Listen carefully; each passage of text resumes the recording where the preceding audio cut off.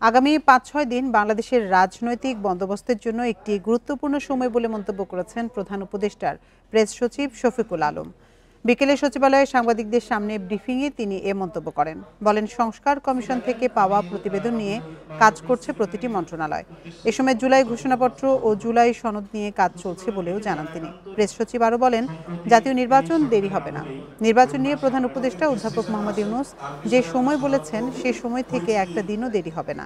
নির্বাচন প্রসঙ্গে প্রেস সচিব আরও বলেন, প্রধান উপদেষ্টা প্রথমে বলেছিলেন এপ্রিলে হবে, পরে লন্ডন বৈঠকের পর বলা হয়েছে আগামী ফেব্রুয়ারিতেও হতে পারে নির্বাচন।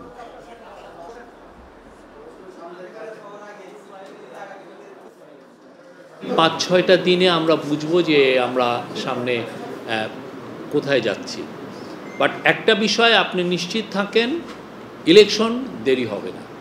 ইলেকশন প্রফেসর ইউনূস যেই সময় বলেছেন তার থেকে একটা দিন দেরি হবে না।